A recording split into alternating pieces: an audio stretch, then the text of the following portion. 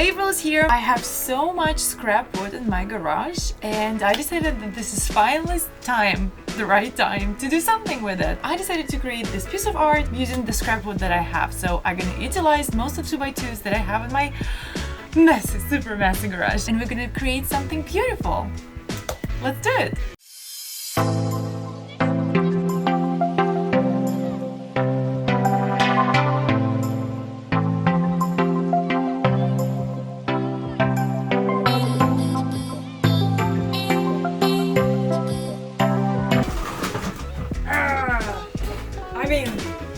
I do have a lot of scrap wood. So actually, you know what? I decided that I'm gonna make a series of projects with scrap wood. And this is episode number 1.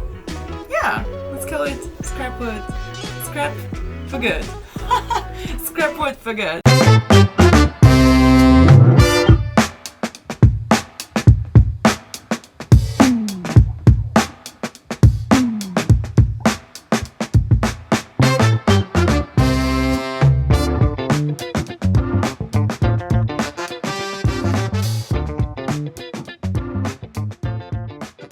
That's it so far.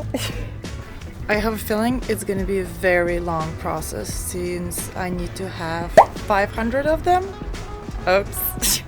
Here's the process of cutting it. I mean, I have it on 0. I cut it on 0, and then I move my miter saw to 22.5, and over here I drew a line. I'm not sure if you can see it because of the sun. You see, I drew a line. This is where it goes, and I know that I need to cut at an angle there. Easy peasy. So can you believe this? That this is 100 only. This is another probably 20. And I've been doing this for over an hour. I really hope that the leftover 400 gonna go so much faster than this, but we'll see. We'll see. Keep working.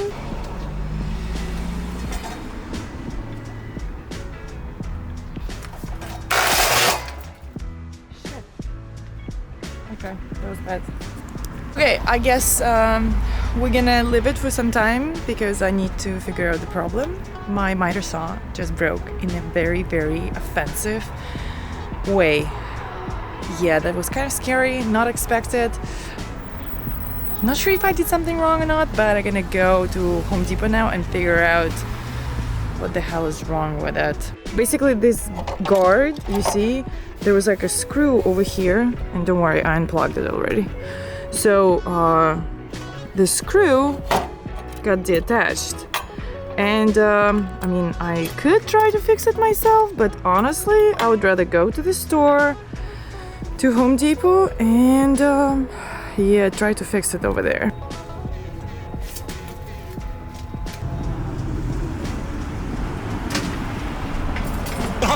Thank you so much, Tom. So yeah, so I have to change the part, and then these 2 wonderful gentlemen from Home Depot helped me.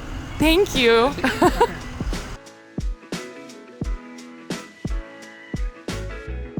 So it's been a few months, and this is why I don't have a garage anymore, because we moved to a new house, and since I don't have a garage, I have to work outside. In the meantime, I fixed my miter saw and I just changed the blade guard, so now it's working perfectly. So finally I could continue working on this project, so let's get going. The party is just getting started.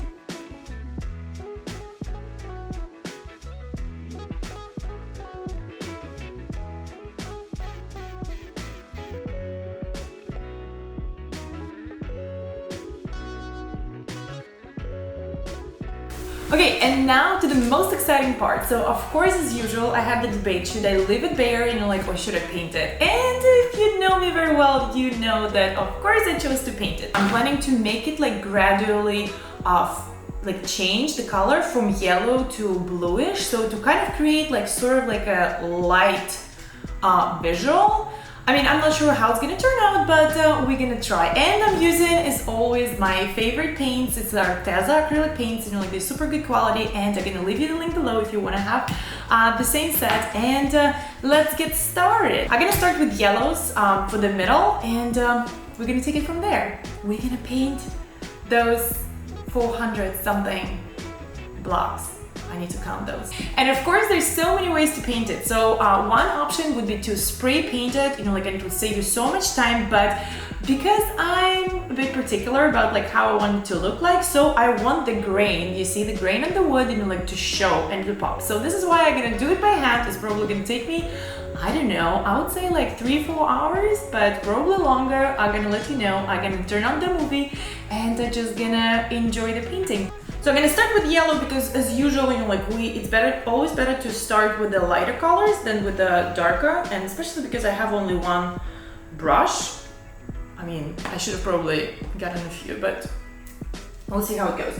And also, if I want to have the see-through color, like if I want to have the grain like coming out, then I need to add a little bit of water to my acrylic paint. Just not too much, just like a few drops on this like little thingy, and yeah, that's gonna do. So this is my water. Okay, I'm gonna mix it up, make it like a bit more liquid, and I have a feeling it's gonna look fabulous, but you never know. And also, like I don't have to paint the bottoms, like I only need to paint the angle part. Let's see.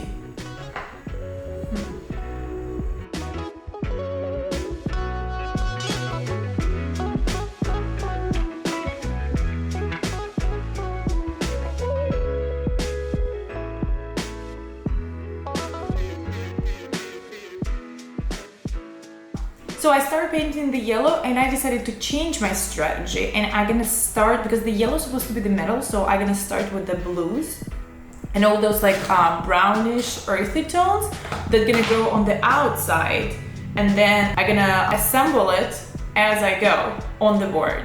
I think that's gonna make it so much easier. Actually, no, yes. So the grain like see through a little bit. Lovely. Lovely. Can you see this?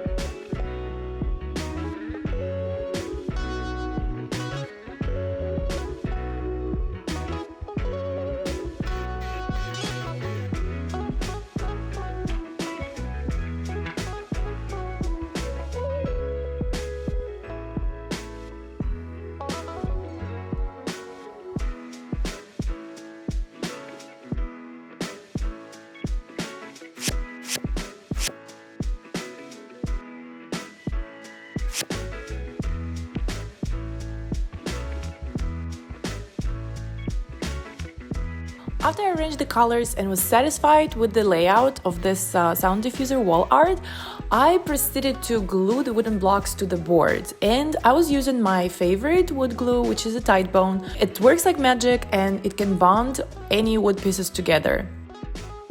It was easier to apply glue in rows or like columns, so what I did, I took off the first row and shifted all the blocks down, so that would make it the process so much easier for me. Then I also took a straight board and laid it on the edge of the whole panel, and this way you will be sure that the edge of this wall art is straight and even, and all these wooden blocks don't come out. Put a little bit of glue on the board and press blocks down, and yeah, you don't need to do anything else. Just let it dry overnight or like as long as you can, and then we can continue with the next step. And the next step was to make a frame. You can opt out of the frame, but I just decided to make one. To make this frame, simply measure the length of the wall art and cut 1x2s at a 45-degree angle on the miter saw. When the boards are ready, you can leave them bare. I decided to use a min wax stain, and I think it looks very, very beautiful.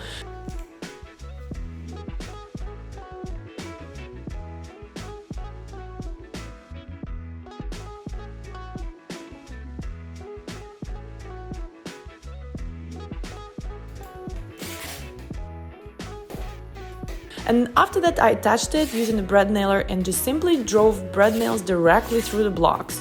And that was it. Our sound diffuser wall art is ready.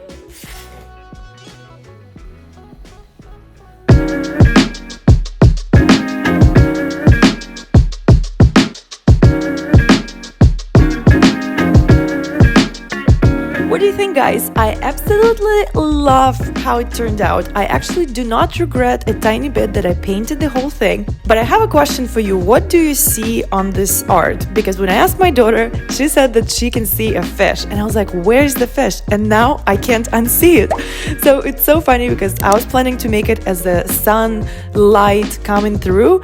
And it turned out to be a fish. So let it be. Thank you so much for watching, guys. And I'll see you next week. Bye!